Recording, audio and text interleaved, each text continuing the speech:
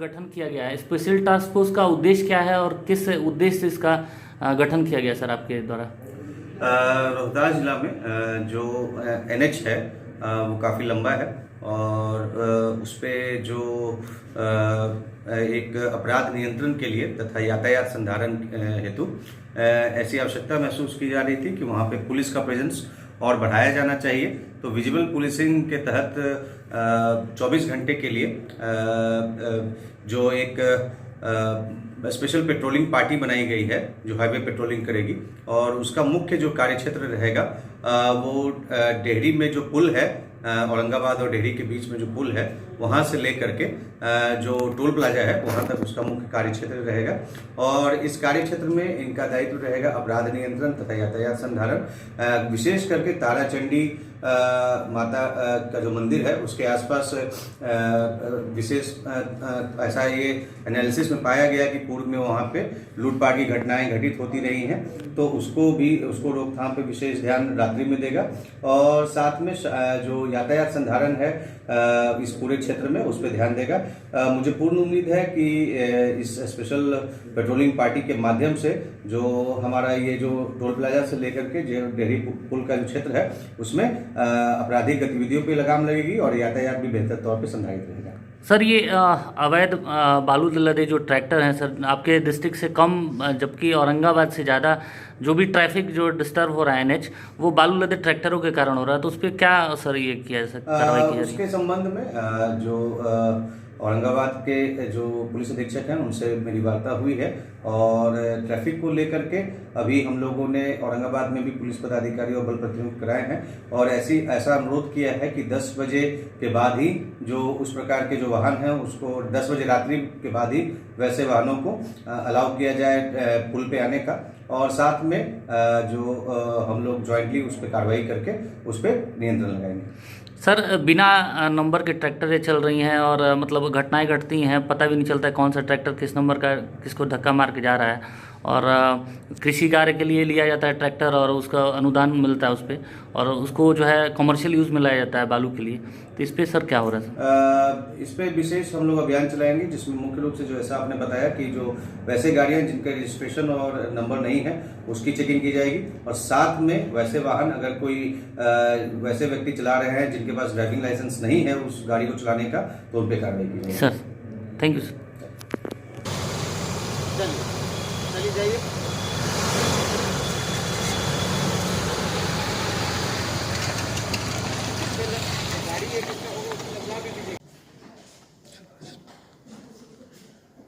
रोहतास जिला में लगातार नक्सलियों एवं अपराधियों की गिरफ्तारी हेतु विशेष अभियान चलाया जा रहा है।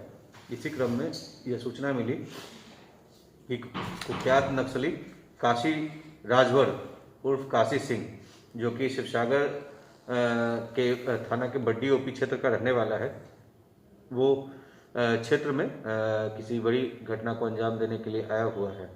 और इस सूचना के सत्यापन तथा आवश्यक कार्रवाई के लिए एसएसबी के साथ मिल करके जो बड्डी ओपी तथा सासाराम अनुमंडल पुलिस पदाधिकारी को निर्देशित किया गया कि वो जा करके इसके सत्यापन करें तथा उसकी गिरफ्तारी करें। उसी सत्यापन के क्रम में जो काशी राजवर इसकी गिरफ्तारी हुई है। यह कुख्यात अपराधी है जो कि रोहतास के साथ साथ कैमूर जिला में भी लगातार नक्सली घटनाओं को अंजाम देता रहता था। वर्ष 2016 में इसके द्वारा बड्डी ओपी अंतर्गत पनाड़ी घाट में ग्रामीण कार्य विभाग के द्वारा किए जा रहे कार्य में व्यवधान उत्पन्न कर लेवी मांगने के लिए कार्य में लगे ट्रैक्टर चालक को अपहरण कर जंगल में लेकर के चला गया था और लेवी की मांग की गई थी तथा सरकारी कार्य को रोक करके जिले में दहशत फैलाने के लिए कोशिश की गई थी, जिस संबंध में शिवसागर बड्डी थाना कांड संख्या 167/16 दर्ज किया गया था। इस कांड में ये जो नक्सली था ये पिछले 5 सालों से फरार चल रहा था और इसकी गिरफ्तारी एक जो पुलिस और एसएसबी के लिए एक बहुत बड़ी उपलब्धि है। इस पूछताछ के क्रम में इसके द्वारा कई अहम जानकारी दी गई है जिससे नक्सली गतिविधियों के रोकथाम में और मदद मिलेगी। वर्तमान में अभी तक के अनुसंधान से इसके विरुद्ध 2 कांडों का पता चला है, जिसमें बड्डी थाना कांड संख्या 167/16 तथा बड्डी थाना कांड संख्या 275/16 है। इसमें शामिल जो पुलिस पदाधिकारी तथा बल है, इनको पुरस्कृत किया जाएगा। ये फर्स्ट डोज है जी, इसके बाद और भी आएगा। लगाने के बाद आपको 30 मिनट अवलोकन कक्ष में बैठना है।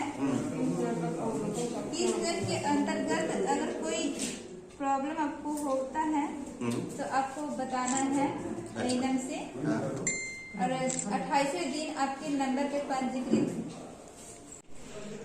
आज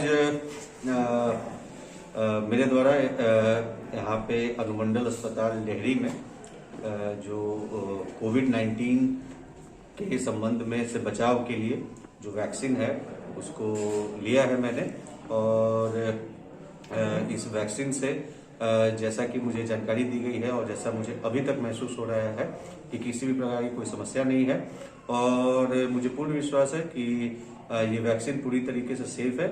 और मैं सभी लोगों से अपील करता हूँ, सभी आम जनता से, रोहतास के सभी लोगों से तथा जो हमारे पुलिस परिवार के सभी सदस्यगण हैं उनसे भी, कि इस वैक्सीन को आप अधिक से अधिक लें, और जो कोविड-19 से जो बचाव है उसमें आप उसके भागीदार हों। धन्यवाद।